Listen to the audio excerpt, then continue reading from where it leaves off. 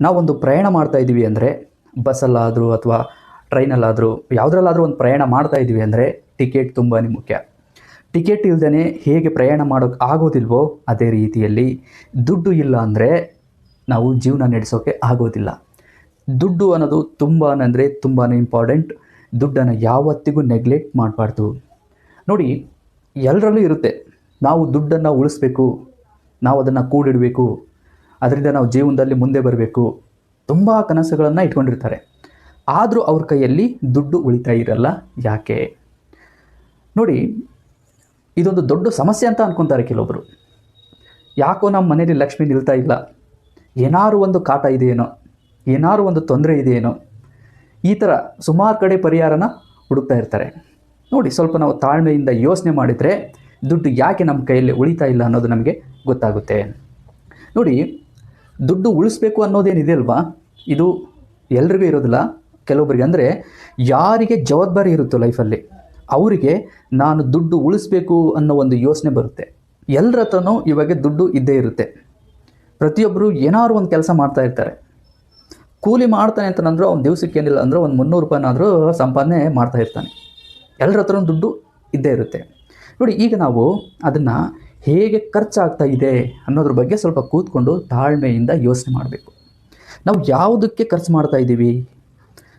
ನಮಗೇನು ಅಗತ್ಯ ಇದಾವಲ್ವಾ ಅದಕ್ಕೆ ಖರ್ಚು ಮಾಡ್ತಾ ಇದ್ದೀವ, ಅಥವಾ ಏನು ಉಪಯೋಗದ ಇಲ್ಲದ ಕೆಲಸಗಳಿಗೆ ನಾವು ಖರ್ಚು ಮಾಡ್ತಾ ಇದ್ದೀವ? ಯಾವುದಕ್ಕೆ ಖರ್ಚು ಮಾಡ್ತಾ ಇದ್ದೀವಿ? ಇದ್ರ ಬಗ್ಗೆ ಫಸ್ಟು ಕ್ಲಾರಿಟಿ ಇರಬೇಕು. ನೋಡಿ, ದುಡ್ಡು ಕೂಡಿಡಬೇಕು ಅಂತಂದರೆ ಮುಖ್ಯವಾಗಿ ಒಬ್ಬ ವ್ಯಕ್ತಿಗೆ ಒಂದು ಇಂಟೆನ್ಷನ್ ಇರಬೇಕು, ಇಲ್ಲ ದೂರದೃಷ್ಟಿ ಇರಬೇಕು. ಏನಾದ್ರು ಒಂದು ಇಂಟೆನ್ಷನ್ ಇರಲೇಬೇಕು. ನೋಡಿ, ಇವಾಗ ನಾನೊಂದು ಬೈಕ್ ತೊಗೋಬೇಕು, ಈ ಒಂದು ಹಠ ಇರಬೇಕು. ಇಲ್ಲ ನಾನೊಂದು ಮನೆ ಕಟ್ಟಬೇಕು, ಇಲ್ಲ ನಾನೊಂದು ಬಿಸ್ನೆಸ್ ಮಾಡಬೇಕು, ಇಲ್ಲ ನಾನೊಂದು ನಮ್ಮ ಅಕ್ಕ ತಂಗಿ ಮದುವೆ ಮಾಡಬೇಕು.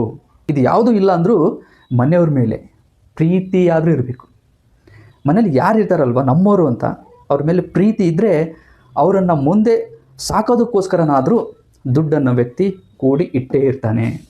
ಹಾಗಾಗಿ ಮೊದಲು ಬೇಕಾಗಿರೋದೇನೆಂದರೆ ಇಂಟೆನ್ಷನ್.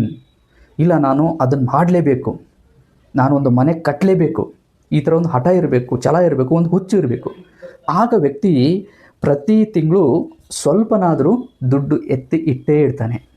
ಅಟ್ಲೀಸ್ಟ್ ವ್ಯಕ್ತಿಗೆ ತನ್ನ ಮೇಲೆ ಪ್ರೀತಿನಾದರೂ ಇರಬೇಕು, ತನ್ನ ಮೇಲೆ ಕಾಳಜಿನಾದರೂ ಇರಬೇಕು. ಅವನು ಬೇರೆಯವ್ರಿಗೋಸ್ಕರನಲ್ಲ, ಆಗ ತನಗೋಸ್ಕರನಾದರೂ ದುಡ್ಡು ಸ್ವಲ್ಪ ಎತ್ತಿ ಇಟ್ಟೇ ಇಡ್ತಾನೆ. ಏನಕ್ಕೆ? ಫ್ಯೂಚರ್ಗೋಸ್ಕರ. ತನ್ನ ಮೇಲೂ ಕಾಳಜಿ ಇಲ್ಲ ಮತ್ತು ಬೇರೆಯವ್ರ ಮೇಲೂ ಕಾಳಜಿ ಇಲ್ಲ, ಯಾವುದೇ ಜವಾಬ್ದಾರಿ ಇಲ್ಲ ಅಂತಂದರೆ ವ್ಯಕ್ತಿ ಅನಾವಶ್ಯಕವಾಗಿ ದುಡ್ಡನ್ನು ಖರ್ಚು ಮಾಡ್ತಾನೆ, ಡ್ರಿಂಕ್ಸ್ ಮಾಡ್ತಾನೆ, ಇಲ್ಲಾಂದರೆ ಜೂಜಾಟ ಆಡ್ತಾನೆ. ಹೀಗೆ ಯಾವುದಕ್ಕೂ ಉಪಯೋಗ ಇಲ್ಲದ ಒಂದು ಕೆಲಸಕ್ಕೆ ದುಡ್ಡು ಸುಮ್ಮನೆ ಖರ್ಚಾಗ್ತಾ ಇರುತ್ತೆ. ನೋಡಿ, ಸ್ವಲ್ಪ ನೀವು ಆರಾಮಾಗಿ ಕೂತ್ಕೊಂಡು ಯೋಚನೆ ಮಾಡಿ. ಇವಾಗ ನಮ್ಮ ಕೈಯಲ್ಲಿ ದುಡ್ಡಿದೆ ಅಂತಂದರೆ ಅದನ್ನು ನಾವು ಯಾವುದಕ್ಕೆ ಯೂಸ್ ಮಾಡ್ತಾ ಇದ್ದೀವಿ, ಹೆಚ್ಚು ಯಾವುದಕ್ಕೆ ಯೂಸ್ ಮಾಡ್ತಾ ಇದ್ದೀವಿ, ಆವಾಗ ಖಂಡಿತ ಗೊತ್ತಾಗುತ್ತೆ ದುಡ್ಡು ಎಲ್ಲಿ ಅನಾವಶ್ಯಕವಾಗಿ ಹೋಗ್ತಾ ಇದೆ, ನಾವು ಎಲ್ಲಿ ತಪ್ಪು ಮಾಡ್ತಾ ಇದ್ದೀವಿ ಅಂತ. ನಮ್ಮ ತಪ್ಪುಗಳು ನಮಗೆ ಯಾವಾಗ ಗೊತ್ತಾಗ್ತಾವೋ ಆವಾಗ ಆಟೋಮೆಟಿಕ್ಕಾಗಿ ನಾವು ಅದನ್ನು ಸರಿ ಮಾಡಿಕೊಂಡು ದುಡ್ಡನ್ನು ಎತ್ತಿಡ್ತೀವಿ. ಪ್ರತಿ ತಿಂಗಳು ಸ್ವಲ್ಪನಾದ್ರೂ ಇಟ್ಟೇ ಇಡ್ತೀವಿ. ನಾನು ಆವಾಗಲೇ ಹೇಳಿದ್ನಲ್ವಾ, ಒಬ್ಬ ವ್ಯಕ್ತಿಗೆ ಏನಾದ್ರು ಒಂದು ಇಂಟೆನ್ಷನ್ ಇರಬೇಕು, ಜವಾಬ್ದಾರಿ ಇರಬೇಕು ಅಂತ ಹೇಳಿ. ಇದು ಇಲ್ಲ ಅಂತಂದರೆ ಅವ್ರಿಗೆ ಯಾವುದೇ ಮಂತ್ರಗಳನ್ನು ಹೇಳಿದರು, ಯಾರು ಎಷ್ಟೇ ತಾಯ್ತಗಳನ್ನು ಕೊಟ್ಟರು, ಎಷ್ಟೇ ಪೂಜೆ ಮಾಡಿಸಿದರೂ ಕೂಡ ದುಡ್ಡು ಕೈಯಲ್ಲಿ ಉಳಿಯೋದಿಲ್ಲ. ನೋಡಿ, ಬುದ್ಧಿವಂತರು ಯಾವತ್ತಿಗೂ ದುಡ್ಡನ್ನು ಅನಾವಶ್ಯಕವಾಗಿ ಖರ್ಚು ಮಾಡೋದಿಲ್ಲ. ದುಡ್ಡು ಅಂದರೆ ನೀವು ತುಂಬ ಕೇವಲವಾಗಿ ನೋಡ್ತಾ ಇದ್ದೀರಾ, ನಿಮ್ಮ ಜೀವನವನ್ನು ತುಂಬ ಕೇವಲವಾಗಿ ನೋಡ್ತಾ ಇದ್ದೀರಾ. ನಿಮಗೊಂದು ಯಾವುದೇ ಒಂದು ಇಂಟೆನ್ಷನ್ ಇಲ್ಲ, ಜವಾಬ್ದಾರಿ ಇಲ್ಲ, ನಿಮ್ಮ ಮನೆಯವ್ರ ಮೇಲೆ ಒಂದು ಕಾಳಜಿ ಇಲ್ಲ, ಏನೂ ಇಲ್ಲ. ನಿಮ್ಮ ಮೇಲೇ ನಿಮಗೆ ಕಾಳಜಿ ಇಲ್ಲ ಅಂತಂದರೆ ನೀವು ಯಾವುದೇ ಕಾರಣಕ್ಕೂ ದುಡ್ಡನ್ನು ಎತ್ತಿಡೋಕ್ಕೆ ಆಗೋದಿಲ್ಲ.